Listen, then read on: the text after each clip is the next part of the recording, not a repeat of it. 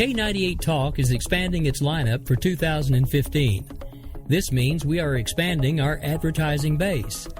Whether you're a startup trying to push through to the next level or an established business trying to supplement your advertising budget, web-based advertising is a solid investment.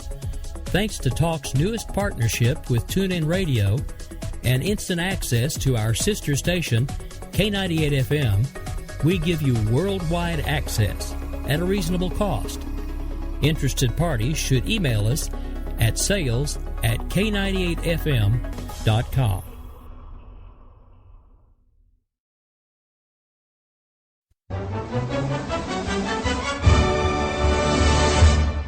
Mark your calendar for May 21st through the 23rd for the Southern Republican Leadership Conference in Oklahoma City. K98 Talk's Rick Robinson and Grouchy from the Conservative Curmudgeon Radio Show will be there to cover each day's events. Join them at the conference to hear keynote Republican speakers. Now, here's Oklahoma Governor Mary Fallin.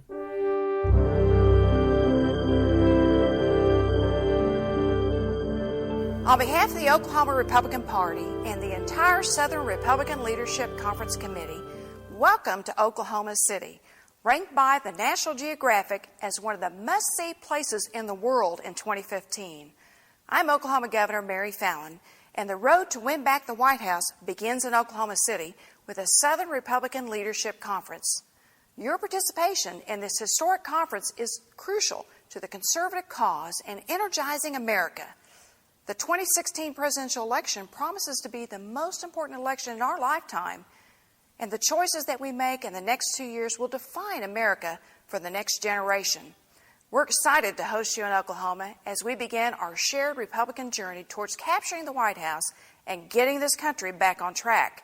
Don't miss this opportunity to hear well-known leaders from the Republican Party as they discuss the upcoming presidential race for 2016. and where they stand on issues facing America today. It starts May 21st and runs through the 23rd. To register, go online to okgop.com or contact the Oklahoma Republican Party. Seats are going fast, so register today.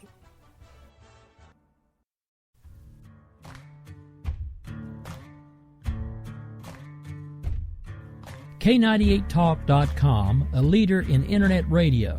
So grab your seatbelts and take the ride of your life on K98talk.com. We will keep this promise to the American people. If you like your doctor, you will be able to keep your doctor, period. If you like your health care plan, you'll be able to keep your health care plan, period. This is the most transparent administration in history. Not even a smidgen of corruption. Fact is, we had 4 dead Americans. What difference at this point does it make? If you got a business, you didn't build that. Oh, welcome to the face. Welcome to the face of the new democracy. Don't expect us to admit a mistake. We're paying off election debts to those who will take. Attorney General's lying even while... It's time to hear the truth about America's biggest challenges. You're listening to America Off the Rails with your host, Rick Robinson. All right, folks, well, it's Monday. We've survived another one. It is a lot later than we usually start. My apologies. I had some meetings that ran long and a few other things I needed to deal with. And so, you know, I pulled out my GM card. So we started a little late tonight. As soon as this one ends, we will go pretty close into the beginning of Real Serious Nonsense. And then, of course, you'll have Daniel Stafford right after. So do hope you guys enjoy the lineup tonight on K98 Talk.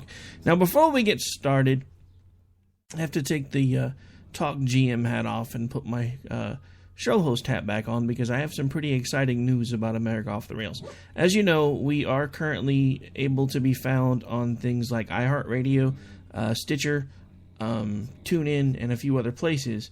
Well, the good news is we have a new announcement as well that I'll get to here in just a moment. Bear with me for just a second. I'm going to have to go ahead and take a quick break because I just realized I have a guest in here that will be rather rackety if I don't get him out of here. So we're going to play another commercial real quick.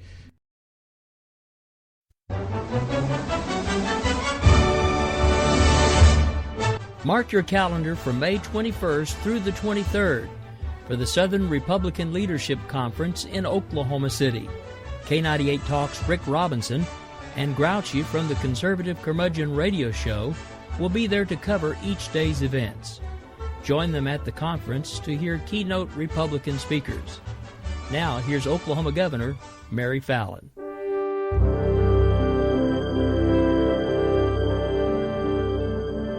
On behalf of the Oklahoma Republican Party and the entire Southern Republican Leadership Conference Committee, welcome to Oklahoma City, ranked by the National Geographic as one of the must-see places in the world in 2015. I'm Oklahoma Governor Mary Fallin, and the road to win back the White House begins in Oklahoma City with a Southern Republican Leadership Conference. Your participation in this historic conference is crucial to the conservative cause and energizing America. The 2016 presidential election promises to be the most important election in our lifetime, and the choices that we make in the next 2 years will define America for the next generation. We're excited to host you in Oklahoma as we begin our shared Republican journey towards capturing the White House and getting this country back on track. Don't miss this opportunity to hear well-known leaders from the Republican Party as they discuss the upcoming presidential race for 2016 and where they stand on issues facing America today. It starts May 21st and runs through the 23rd. To register, go online to okgop.com or contact the Oklahoma Republican Party. Seats are going fast, so register today.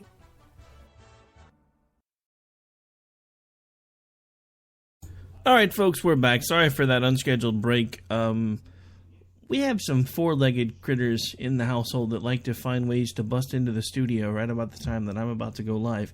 And the one that had managed to get in here gets rather noisy all the time. So to keep you from hearing him barking and everything else, did take a quick commercial break. So we do have that squared away. Okay, so back to the news that I was trying to announce before I realized that I had the less quiet creature in here with us. I do have my consistent co-host with me, Miss Ellie, who is our Yorkie Rescue, who just specifically and generally dislikes people because she was never handled. But, you know, we still try to give her a home. It's been a little rough, but she's getting used to us. But, yeah, she will not be anywhere that I'm not most of the time for some reason. So she's always with me. So if you're ever wondering what that little clinking sound is that you hear once in a while, that is my rescue dog deciding she wants to be near me for the few minutes at a time that she actually likes to do that. Okay, so back to what I was talking about a moment ago. America Off the Rails has now become a nationally syndicated show. We're now not only available through the Spark Radio Network's website, K98Talk.com's website, iHeartMedia, Stitcher, SoundCloud, but we have been picked up by AMFM247.com. And yes, in case you missed it in the name, AMFM 24/7, they do offer a streaming service, which will put us on things like Roku, TuneIn as a separate feed just for the show. I think it may actually be under their station. I'm not sure. Didn't actually think to ask them because we're already on TuneIn, so it's not like it really matters. But the thing about it is they have 7 markets where they offer what are called low-power AM/FM transmitters. Now, before anybody gets too excited, no, it doesn't put me on things like KTOK or 1520 AM, but there will be frequencies in certain areas where folks will now be able to hear me actually coming across a real radio. Again, it's low-powered. Think college radio stations, basically. It's not the same concept, but pretty close. So no call letters, but there are some frequencies in case I have some of you, because we can see geographically who listens. So once I have the actual frequency numbers that I've been assigned to and everything else, I'll make sure those get released. But really excited about that. And I have some other news that hopefully I'll be able to break tomorrow about another group that we are currently working on a syndication deal with. I have a meeting with them right before the show goes live again. Hopefully this one actually wraps up a little earlier so I can be close to on time, because Well, no, tomorrow's not that bad, so I guess if I have to run it late tomorrow, I can, but I'm going to try to get back to the 6 o'clock. I was pleasantly surprised to find out from the manager over at 24/7 that they have agreed if we can find a time slot that will work, they may actually run all 5 days.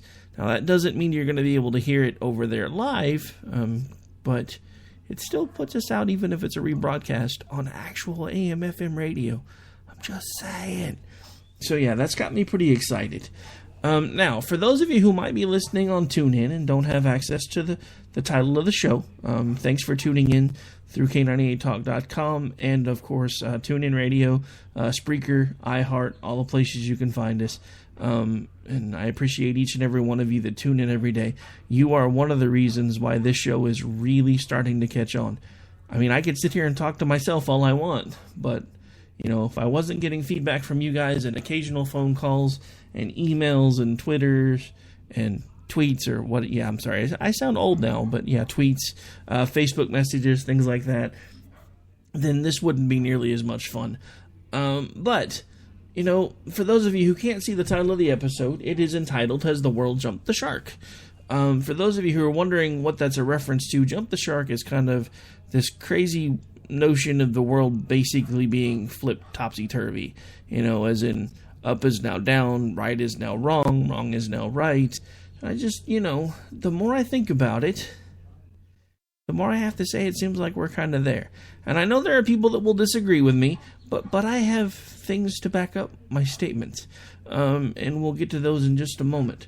One of the things that I want to talk about real quick, and then we'll get into the other one, is this recent thing in Texas, because there's a certain someone who said something rather interesting about the situation in Texas. I'm going to play a couple of clips in their entirety. Well, at least one of them in its entirety. The other one I may actually cut short. I ran the full thing the other day on FCG and it just burns up way too much time. So I may just let it run until it proves the point that I want to make. But give me just a second. Let's get those queued up. And the first one I'm going to play is actually an exchange between Bill O'Reilly and Megyn Kelly. And he says some interesting things here, so I'll just let you listen.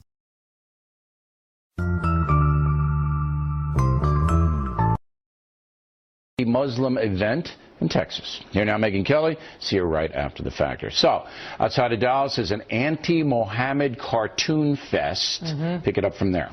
They were trying to make a point. They held it at the same place that held a seminar on Islamophobia. So this group that believes we are becoming Islamicized here in the United States holds its own event, challenging people to draw pictures of the Prophet Muhammad, which of course are considered blasphemous in Islam. So that's provocative from the jump. It's provocative, right. Sure, of course, and I think that was part of their point. They were trying to make a point about the First Amendment and free speech, and on that point they were 100% right. The First Amendment absolutely protects what they were doing, and drawing the Prophet Muhammad, even though it's very offensive to many in the Muslim faith, in particular the radical jihadis, who will issue death threats and try to kill you if you do it. And we've seen that repeatedly in country to country and state to state here in the United States. So they wanted to defy the fear jihadists have imposed on the world. That's right. Now, the woman who heads this group that did this, Pamela Geller, appeared on CNN. Roll the tape. Well, it's dangerous because increasingly we're abridging our freedoms so as not to offend savages. The very idea that if something offends me or I'm insulted by something, I'll kill you, and that way I can get my way. And somehow this is okay with members of the elite media and academia is outrageous. There's a problem in Islam, and the problem is we can't talk about the problem. What do you think? Without adopting her language, on the free speech principle and the First Amendment principle, she's 100% correct. The First Amendment was designed not to protect speech that we like, but speech that we don't like. The most outrageous, offensive, incendiary speech is why the First Amendment was born. Speech at the fringes, debate at the edges, things that make people upset. And the classic case was the Falwell case, where he was upset about the parody being done about him. But most recently, 2011, the U.S. Supreme Court, in an 8-1 one decision. Westboro Baptist Church protesting the funerals of dead soldiers with the F word, that is derogatory about gays. These weren't gay men who died. They just didn't like the military's policy. 8-1, the Supreme Court upheld their right to do it, because that's how important free speech is in this country. So whether you agree with what they said or you don't on the cartoons of the Prophet Muhammad, they had the right to hold that seminar and to question that right. But it's always cause and effect. Misunderstands the First Amendment. It's always cause and effect, okay? And because I did it, the two jihadis are dead. Now, I know a lot of people aren't feeling sorry for them, and I'm certainly not either, because they were trying to kill other people. However, all right, this is what happens when you light the fuse. You get violence. No,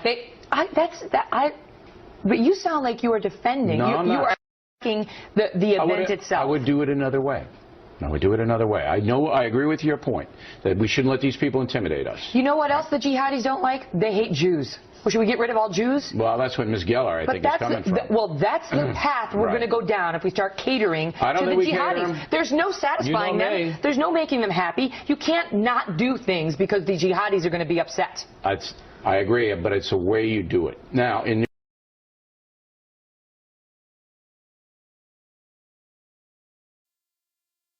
I agree, but it's in the way you do it. If it were me, I would do it differently. Now I'm going to read something that I read on FCG Saturday. This is from a friend of mine. We're friends on Facebook. We've known each other for a while, actually, before I got involved in the whole talk show thing. But he has an interesting take on the situation, and I'm going to let you hear it, because I'll say what I want to say about it afterwards.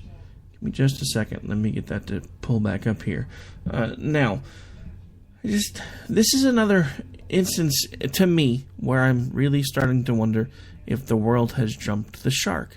Because now you even have folks like Bill O'Reilly saying that maybe they shouldn't have done this thing.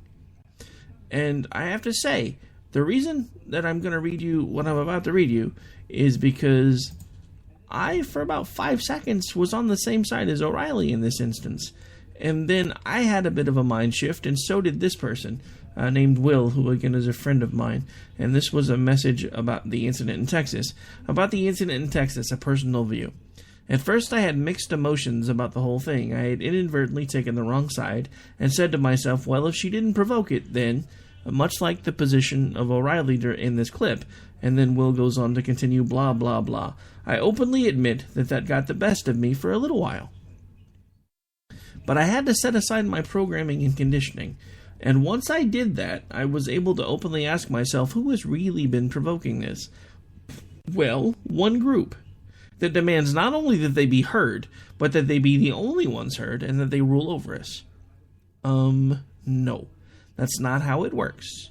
You can't talk your way into ruling over the patriots that reside here. If you want to rule, then you must bring it and win decisively and totally. Then, you can rule for as long as you can hold on to it. Until then, and this is an abbreviation, STFU, I'm sure you can figure out what it means, and be warned that we are watching and waiting and we are ready to respond in full and in kind. So, again, much like Will, when this first happened, my first thought was, well, why would you do something like that? And then I got to thinking about it. And it's no different than any other situation. And the fact that O'Reilly actually made a comment basically saying, well, she did this, so now this happened.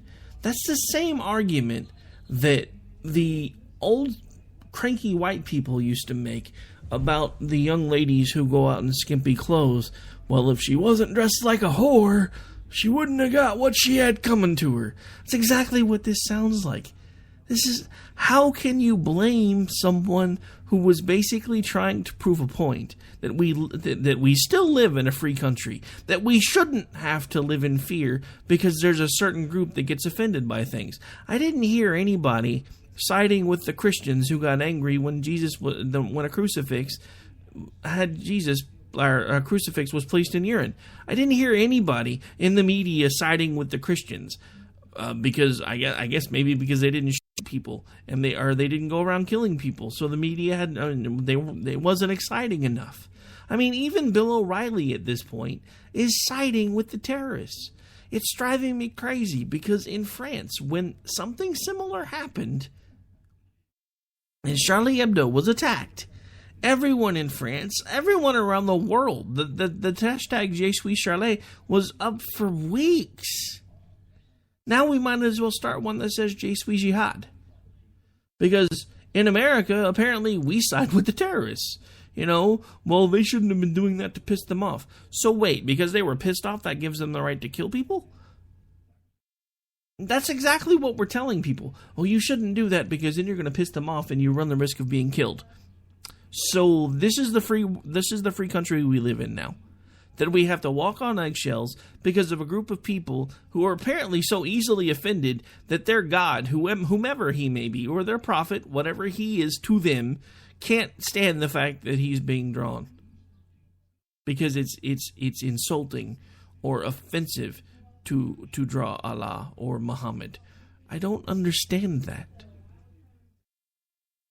And the funny thing is, the people that I've talked to about this, most of whom on the left are siding completely with they shouldn't have done it in the first place, they don't even seem to realize that the cartoon that actually won the contest wasn't even really offensive. It was drawn to prove a point. It was drawn to prove a point. The cartoon that won the contest was Muhammad running towards someone who you can't see with a sword drawn, and there was a word bubble that says, "You can't draw me."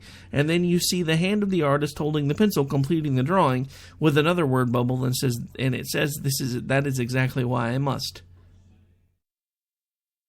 Since when do Americans shy away from standing up for what they believe in?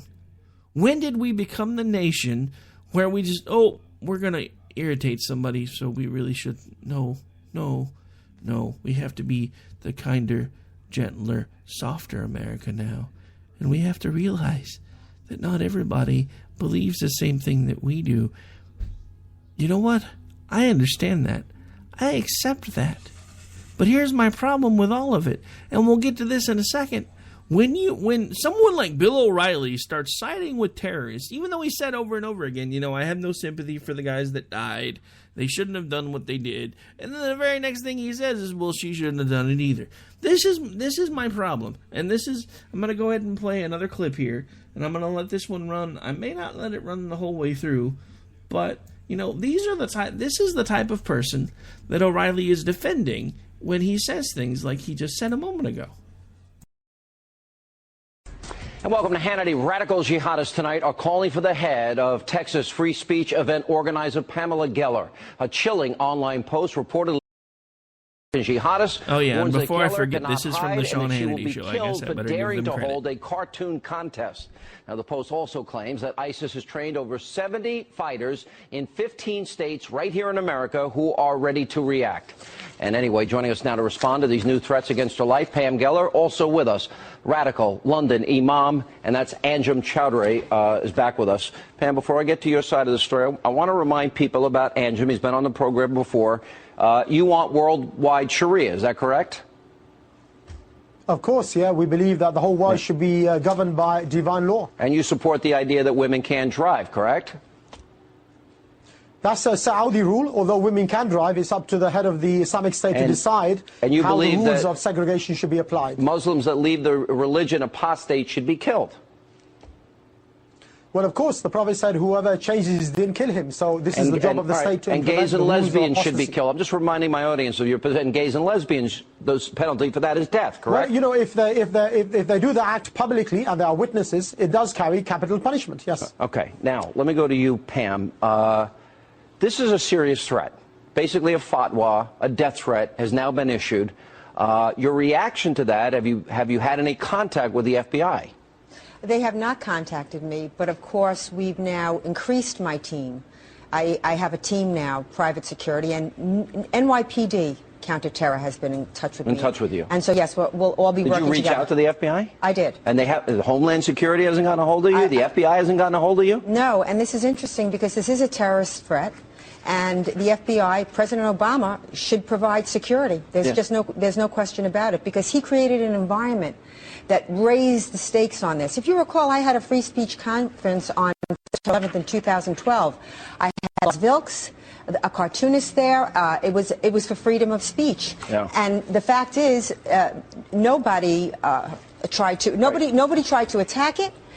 Nobody reported on it, but that same day, the Cairo embassy was attacked. Benghazi was attacked. They flew the flag of jihad on top of the Cairo embassy, and our U.S. embassy apologized. They apologized for insulting Islam. Let me go to Mr. Chowdhury. All right. All these incidents over a cartoon, Anjem, all these incidents over a cartoon, do you support this death threat against Pam Geller because she ran a free speech contest drawing cartoons of your prophet? Let's be absolutely clear. We're not talking about Mickey Mouse or Donald Duck. You're talking about people who deliberately had a competition to insult the Messenger Muhammad sallallahu alaihi wasallam. To make cartoons. If you saw the cartoons so that you were support drawn, the death. If you saw the cartoons, just bear with me, Sean. If you saw the cartoons that Charlie Hebdo drew, you would understand the anger. And now this woman wants to draw cartoons or have people draw cartoons to insult the Prophet, knowing full well that this carries the death penalty in Islam. So definitely, she's asking people to attack. You support the death penalty for Pam Geller, who's not Muslim. You support the death penalty because she had a cartoon contest. Is that how frail you are in your faith? That you feel so insecure that you cannot... It's not about me, it's about the divine law. Your prophet cannot withstand a cartoon being drawn about him? That will carry capital punishment, Sean. So you want my personal views. You support the death threat. You want to kill her. And the Sunnah of the Prophet. You want her to die. You know what? She should be put before a Sharia court and tried. And she's if found not guilty, a Muslim. Of course she will face capital punishment. She's not a Muslim, Anjem. She's not a Muslim. She doesn't believe what you believe. You don't believe in liberty and freedom and freedom of speech. You want to oppress her over a cartoon. And Salman Rushdie and Hirsi Ali. You cannot continue to go down this road and expect the Muslims to stand back. You know, I would retaliate if someone insulted my own mother, let alone the Prophet, who I adhere and, you know, I love 100 times more than my own family. So if anybody says anything against your prophet that you don't like... if someone attacked his mother. What about the Prophet? If somebody says something about your prophet that you don't like, you want them dead. Any prophet. Your prophet. You know, if they said that about Jesus or Moses or Abraham or the Prophet Muhammad sallallahu alaihi wasallam, I didn't hear anybody. It's the same difference. Wait a minute, because there was a crucifix submerged in urine, and I didn't hear you or any other Muslim say that this person ought to get the death penalty. Andre Serrano. There was an elephant dung thrown on a picture of the Virgin Mary. I didn't hear you or any other Muslim condemn that or threaten death there. In this country, they depicted Isa alayhi salam, Jesus, as a homosexual. That was called Corpus Christi. And you support the death of them too. Road Theatre, the Pleasance Theatre, and we had a demonstration, and Christians were coming to us and saying that we should have been out there. So we always raise our voice, no matter which prophet of Allah, you know, has been attacked. And what I would say to you and the American people is, instead of insulting the prophets, why don't you follow them? Why don't you abide by what they say? It's a completely absurd. Because they don't agree with You're attacking the very people we don't who live should in take guidance We don't live under your oppressive Sharia law. Here's the key. You will do one day. Sean, the Sharia is coming to America, as you well know. Here is the key and critical difference. Canon law pertains to Catholics, Jewish law. All right, so did you hear what he said right there just a second ago? Where you will be one day, Sean? You will be one day. Every basic aspect. When Bill O'Reilly says that this is her fault, the lady who's talking right now, he's siding with this douchebag. Let that sink in for a second, and I'm going to let this continue. This is silly. One at a time. The Sharia asserts its authority over non-Muslims, unlike Jewish law and unlike canon law, which is why under the Sharia they're slaughtering the Christians, they're slaughtering secular Muslims across Africa and across the Muslim world. The fact is, in that fatwa that was issued against me, my name is preceded by Khanzir. Now, Khanzir means pig. It's the word Muhammad used before he slaughtered beheaded hundreds of Jews. So to first say to the liberal media that this is not religious is absurd and obscene on its face. To blame me and say that my cartoons are controversial, excuse me, murdering cartoonists is controversial. And it is the jihadis that made this a flashpoint, not me. And does anyone really think that these jihadis would have just been peaceful, loving Americans? Okay, can I come back to that? Of course they wouldn't. I submit to you that our conference saved... no, I'm talking, sir. I know you're used to stepping over women, but you're not going to have it here, okay? My conference saved lives because I understand I guess she told we him. had enormous protection, and the Garland police were superb. But those jihadists drove 1,000 miles for this conference. Would they have hit a mall? Would they have hit a coffee shop like in Australia? Or kids? That conference saved lives, and shame on the cowardly media. Let's go back to the Imam. Go well, ahead. Pamela, first of all, the word khanzir I think is too good for you in the first place, you know. At least the khanzir worships Allah. The fact is that you insulted the Prophet Muhammad sallallahu alaihi wasallam, and obviously you knew the consequences. Otherwise, you wouldn't have had thousands of dollars worth of security. I live in America. When you talk about murdering innocent consequences. People, the United States of America are the champions of murdering innocent people. The champions of freedom, sir. People. And look how you can't take it. Exactly look how you want to kill people. Look how you want to kill people. America. I think you'll find that the Americans are occupying Muslim land. Mr. Chowdhury. Okay, I can't take any more of that guy. But yeah, did you notice the couple of little shots that he took there? You know, this is my point. You know, granted, this dude has the right to say whatever he wants to say. It's called free speech. This is the thing that I keep trying to get across to folks. If we have something called free speech, there can be no buts. It can't be, well, you have free speech, but, or you have free speech, or maybe you shouldn't have done this. Or, yes, we have free speech, but why did you provoke them? Why did we provoke them? Are you kidding me? Because we drew some pictures? Is it insensitive? Maybe. But did anybody consult my feelings or talk to me about how I felt when a crucifix of my Savior, you know, in case anybody, you know, we do have some folks who listen from around the world, so in case that's not translating for some reason, crucifix is it's a Catholic symbol. It has Christ still hanging on the cross. Nobody said a word, really, when somebody put one of those in a jar of urine and called it art. Nobody said a word. Where was the outrage from the media then? Where was the, well, you shouldn't do that or you might make the Christians mad? Nobody gives a crap about the Christians because we don't make people live in fear. We try to set people free from fear. A lot of people that are outside of the religion don't want to see things that way, but that is the truth. We are trying to make people understand they don't have to live their lives in fear. This religion does the exact opposite. You must live in fear. You must be subjugated. That is what Islam means. Look it up. This is disturbing to me, that we have jumped the shark so far in this country that every time I turn around, we are siding with these people.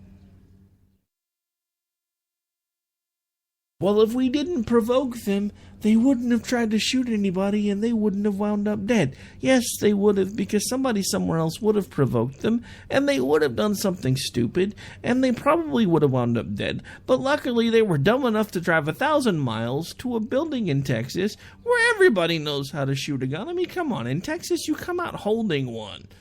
I mean, you know, you got the gun in one hand, a speed loader in the other. I mean, yes, I'm being facetious right now, but work with me here.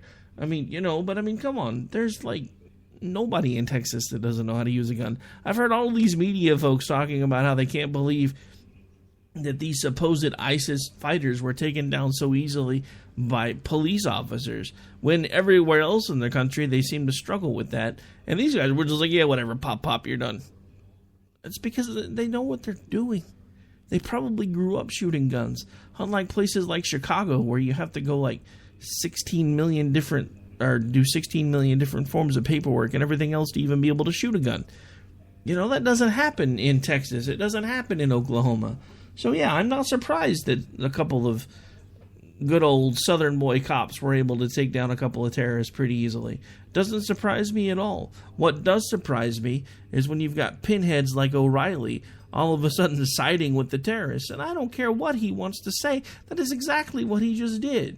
All right, so we've still got a few other things I want to get to about the fact that the world does seem to continue to jump the shark. However, at this point, we are going to have to take a quick commercial break. I will be right back here in just a couple seconds with some more America Off the Rails.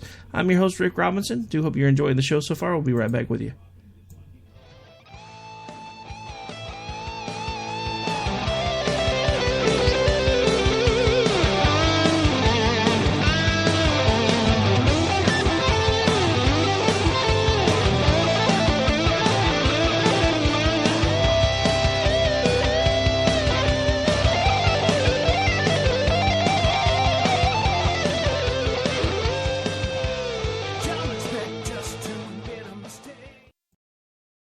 This is Misty, owner of Wax It Studio in Edmond, Oklahoma, and I'm here to talk to you about a skincare product called Theramedics. Theramedics has a wonderful line of products from anti-aging to hyperpigmentations all the way to acne. In fact, everyone at some point in our life is affected by acne. Acne can cause a great deal of embarrassment and anxiety, and in order to prevent and help other people, I have tapped into this wonderful product called Theramedics. Visit my website at www.prettyskindeep.com. Again, that's www.prettyskindeep.com.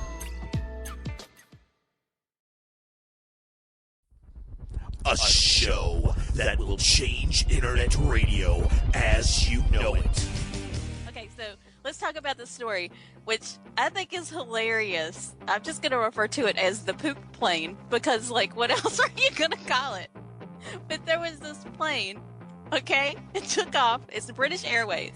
They were going to Dubai. I have a hard time pronouncing that one. It was British Airways? It wasn't Jet. It wasn't Jet Poo? It was. Couldn't resist. I'm sorry. I like it. This story, if we've ever had a story that is up our alley, it's this one. It's bathroom humor up from front to back of the airplane, apparently. They had to turn around to go back to Heathrow because they said the smelly poo in the toilet became unbearable for passengers, and it was so bad. They decided it's so bad that they had to turn around and go back rather than continue their flight. They decided that there wasn't enough Febreze, there wasn't enough anything to handle this. Maybe they should see a doctor. Is there a GoFundMe for this guy? It must be a woman, because a woman's going to be mortified and embarrassed. If this is a guy, you know that he's like out there on Twitter and everything else saying, dude, I took down an airplane with how bad that I laid it down. There was an old woman who flew on jet poo. She ate so many burritos she didn't know what to do.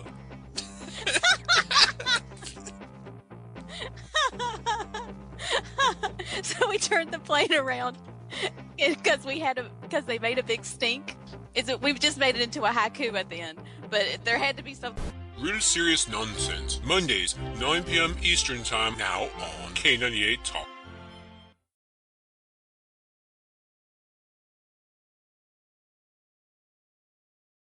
Are you conservative in a world of liberal? Yep. Mm-hmm. Well, you're not alone. Hey, I'm Daniel Stafford, host of the Stafford Voice, and I'd like to invite you to tune in each Monday, 10 p.m. Eastern, where I'll break down the events of the week, and together we'll learn about how they affect you. So, sit back and get ready for the good, the bad, and the ugly of talk radio right here on K98 Talk.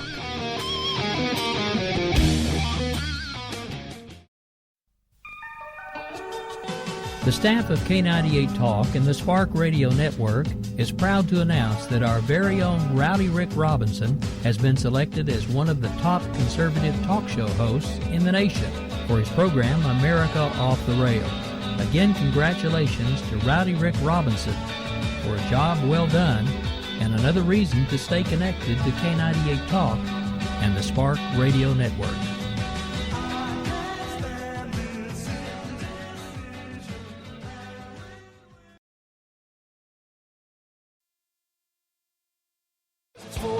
Calls, we got a pen and telephone to bypass all your laws. Political correctness will replace the Bill of Rights. Support religious freedom, bless you, pray to Jesus Christ. The press is in our pockets. Hey y'all, y'all. This is Sammy, also known as The Bunny, and you're listening to America Off the Rails. All right, folks, we're back. We're live. This is America Off the Rails. I'm your host, Rick Robinson. We are into the last half hour at this point, which means we are getting ready for Real Serious Nonsense with Angie and Paul. Of course, they are back together this week. Last week, do hope you enjoyed the very special episode of the May the 4th episode. Do like some of the stuff that Paul put together for that one. I actually got to produce that one, so I was trying, and he made me promise and swear that I wouldn't tell Angie about all the special sound clips and everything that he put together. So if you hadn't checked that one out yet, you really should go back and listen to it, because it made the show a little extra special, and it was kind of fun for me because I don't usually get to produce that one. It was kind of cool to be there and actually be pushing buttons and stuff, so it was fun.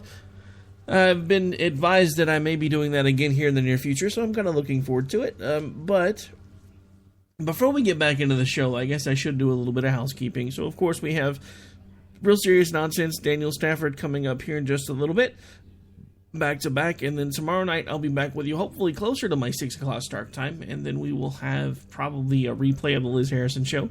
Then at 8 o'clock, we will have The Right Angle with Bill and Leslie. And then we will move straight into the, probably we'll do Voices of Global Freedom Radio on that one. And then we'll move into Late Night in the Midlands. I need to get some of this stuff finalized a little bit more. I keep having to move things around because we keep adding new things to them. It's actually driving my webmaster crazy. I keep sending him all these messages, and I was like, when are you going to update the website? And he's like, when you stop changing things, then I'll get it done. So, yeah. For those of you who are like, man, this website says the same thing, it's because I keep driving the webmaster crazy because we keep adding new programming. May have an announcement about that as well tomorrow, so maybe, once we get done with the conference, maybe I'll hold off looking for new shows, and maybe we can finally get everything updated. Then I'll start looking some more and piss him off again. You never know. All right, so anyway, back to what we were talking about before the break. Has the world completely jumped the shark? I am starting to really think that it has. I mean, think about it. Look at it for a second. You've got this whole Garland, Texas thing, and then you've got Bill O'Reilly come out and saying, well, she probably shouldn't have done that, and then this wouldn't have happened. And there's other things he said, too. I mean, I saw a meme today, and I found a little bit of it. I couldn't find the whole clip, but I did find enough to make you realize that he honestly really did say that. And apparently this is recirculating. He said it, I think, during the interview with Obama, or it was either before, after, or during the last Super Bowl. Not sure which. But I do have a clip that I want to play about that. And this one's short, and I have a little bit longer of a clip that kind of explains my take on what he's about to say. Oh, almost queued up the wrong one. Hang on just a sec. Alright, there we go. Isn't there any more? So therefore, I like Barack Obama as I liked George W. Bush. I think they're both patriots, okay? Stop. Okay, so you heard him say there, I think they're both patriots, okay? He goes on to say other things, like he thinks that the president is doing what he thinks is best for the country. I have problems with that, and it's not because I dislike the president personally. I don't know him well enough to tell you whether or not I dislike the president personally. I think on a personal level, I think he and I could probably sit down and have a beer and maybe talk golf. But as far as his leadership skills, they are severely lacking. So let me explain to you a few of the reasons why I don't think that Bill O'Reilly made a true statement. I don't think Barack Obama is a patriot. I don't think he cares very much about this country at all. You need look no further than his first victory in 2008. Even before, days before, he kept using the same phrase over and over and over again. We are days away from fundamentally transforming America. If it was a country that you loved, if you're a patriot and you think America is the best place in the world, why would you keep using words like fundamentally transform America?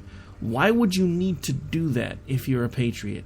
Yes, there are things that need to change here, but there's no fundamental transformation needed.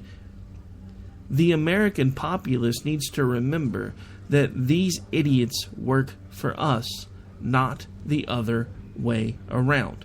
And the fact that O'Reilly could sit there and say that he feels that Obama is a patriot, that he thinks he's doing what he feels is right for the country, this proves to me that O'Reilly is only after one thing.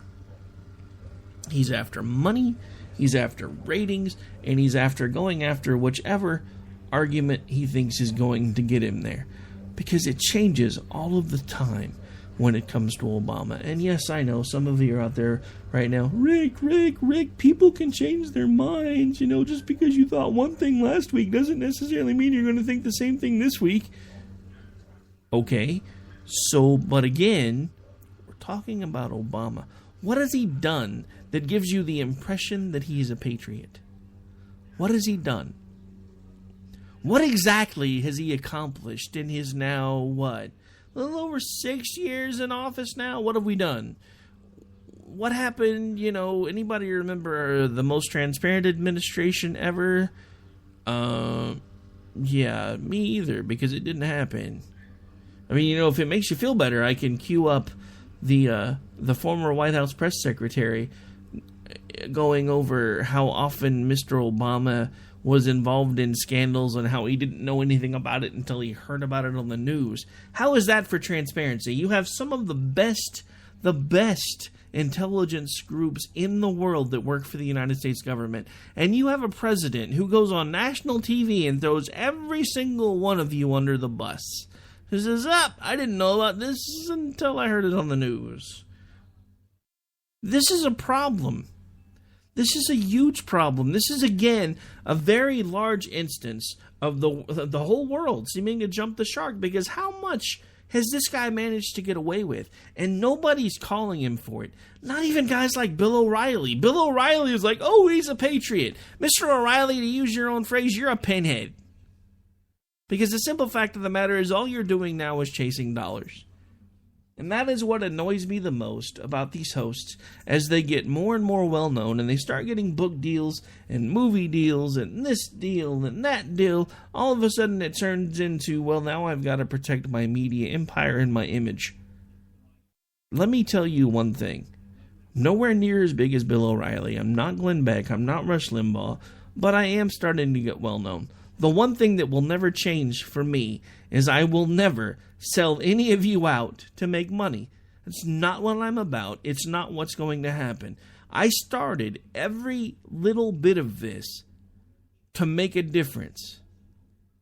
All of the hours I've put in behind the scenes, all of the research I do, everything that I do with all of the other shows, it's all for one purpose. It's because somebody has to stand up and say, damn it, it's time for America to wake up.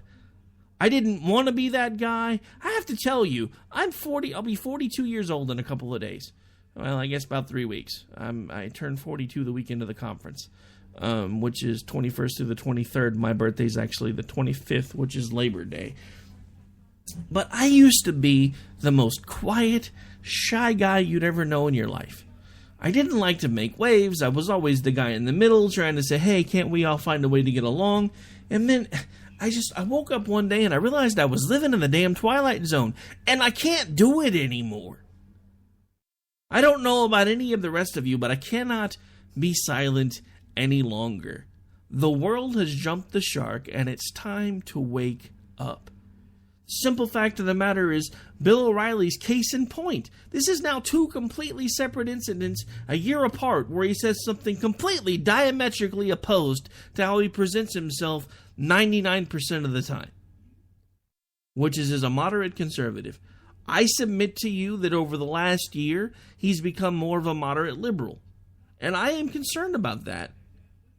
And I don't say that lightly because I have friends that are liberals. But when you start openly praising the president, I have a problem. What has he done that's praiseworthy? What has he done that's noteworthy? Name me one thing besides Obamacare that he's done. And you can't even really name Obamacare because it doesn't work. And then we have this. Further proof, in my opinion, that Mr. Obama is not a president. We have his first lady, his wife, who has said things along the lines of, for the first time today, I am proud of my country.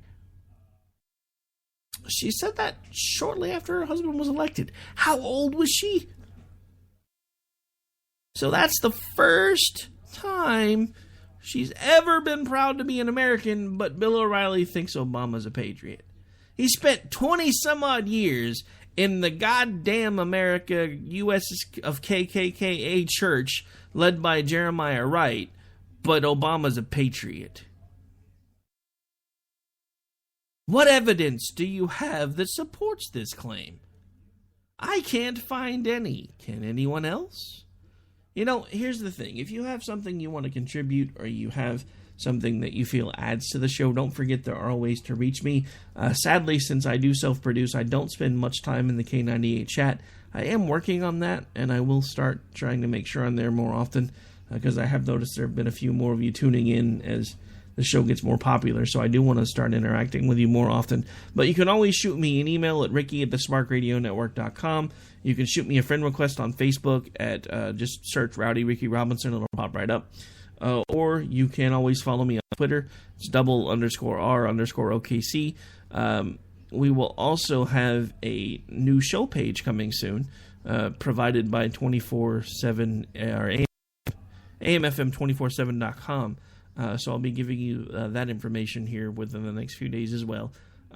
I may actually start turning that more into just a centralized website where you can find more information about me, all the places you can find the show, because at this point we are getting to be in a lot of places, and I have, hopefully, like I said in the beginning of the show earlier, another announcement about that tomorrow, because we are in the process of maybe being added to another network as well.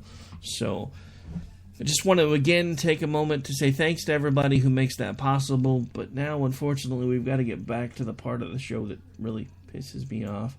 So we're going to talk a little bit about Michelle Obama and a recent speech that she gave. Again, proof is in the pudding.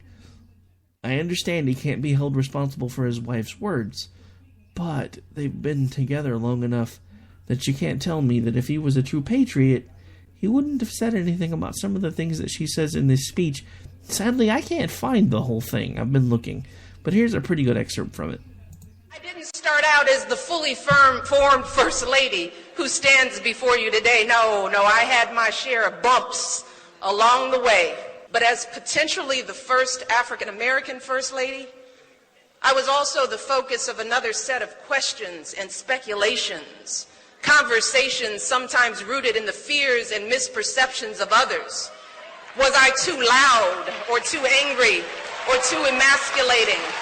But eventually, I realized that if I wanted to keep my sanity and not let others define me, there was only one thing I could do, and that was to have faith in God's plan for me.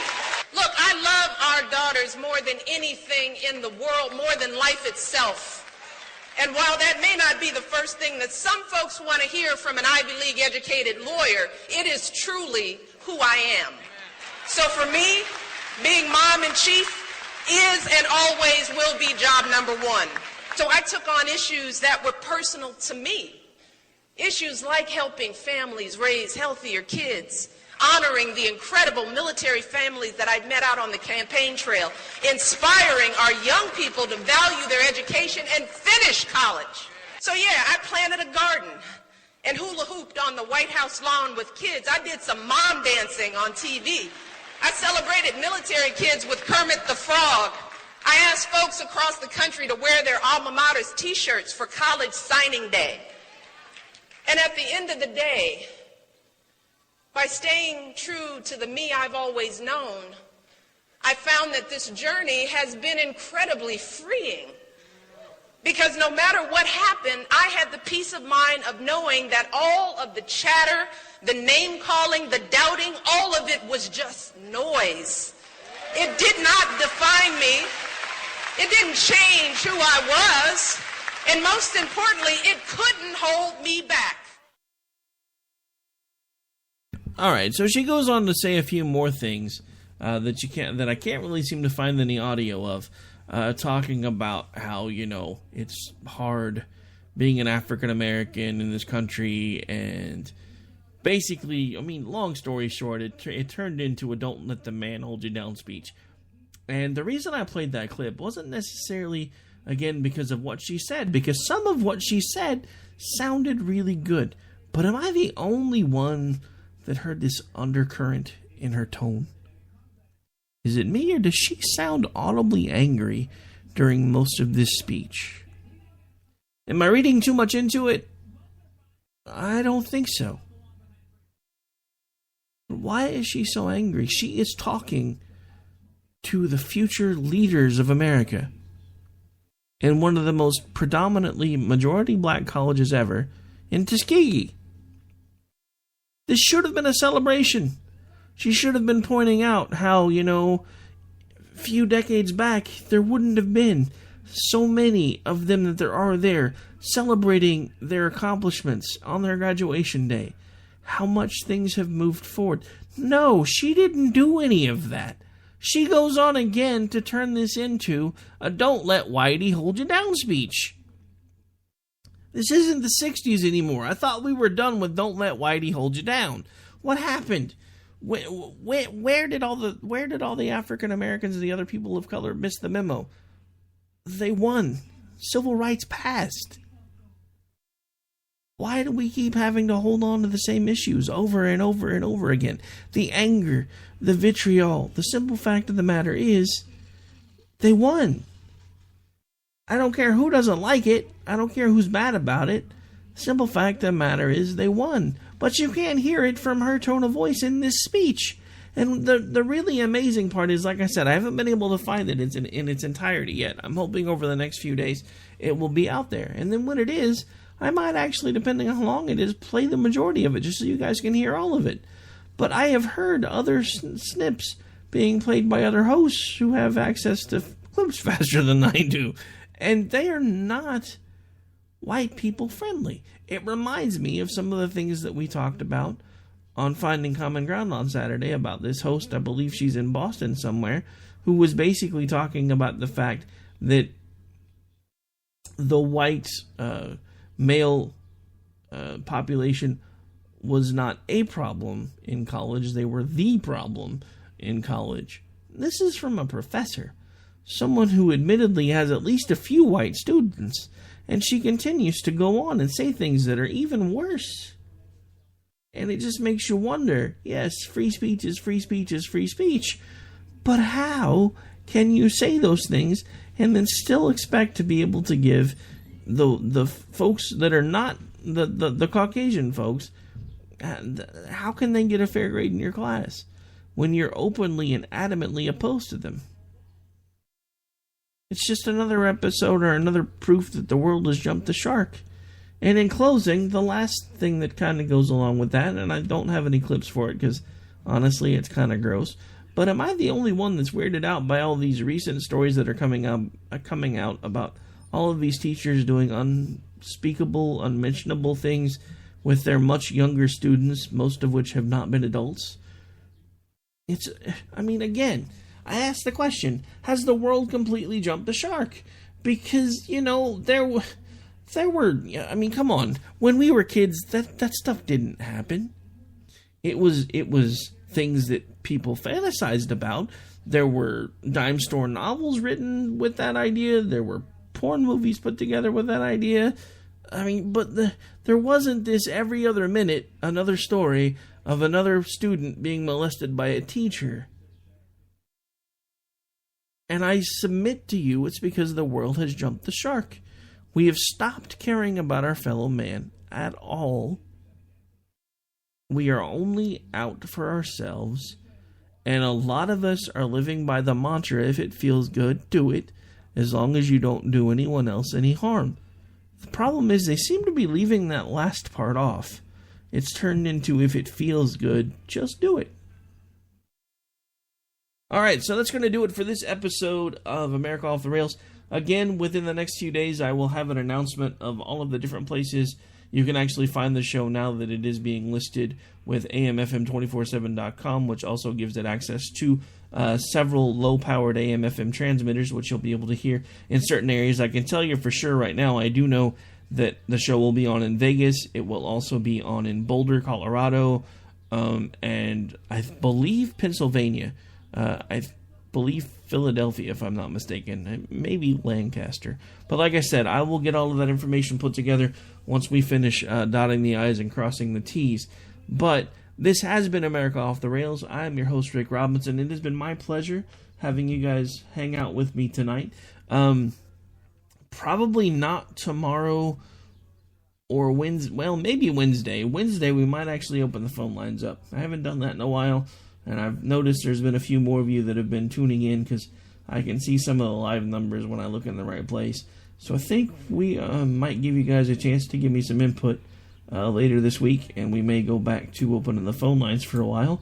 But at this point, that's going to do it for tonight. Don't forget, here in just a couple minutes, got about 10 minutes, so you'll hear a little bit of the Liz Harrison Show once I shut this one down, because that was the last one on the feed. And then in about 10 minutes, you will hear the Real Serious Nonsense show with Angie and Paul. Then you'll have the Stafford Voice hosted by Daniel Stafford. And then after that, we should hopefully... well, you'll probably hear a replay of this one. So if you're tuning in right now and you're just catching the last couple of minutes, because I know how a lot of you folks are, you diehard Angie and Poll folks start coming in about 10 minutes before the hour. You're like, when is this guy going to shut up? But if I've actually said something that's piqued your interest, if you want to hang out after the Daniel Stafford show's over, you'll actually be able to hear this show again in its entirety.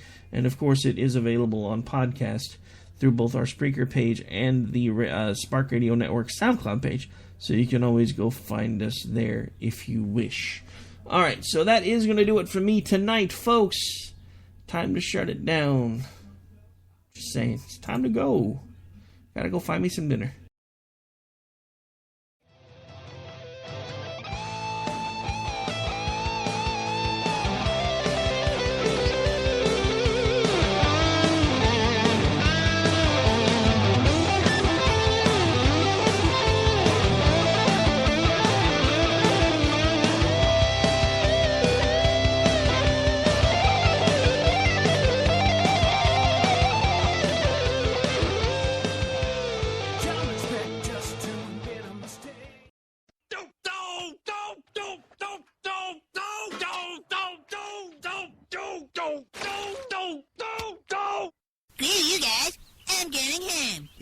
Game over, man.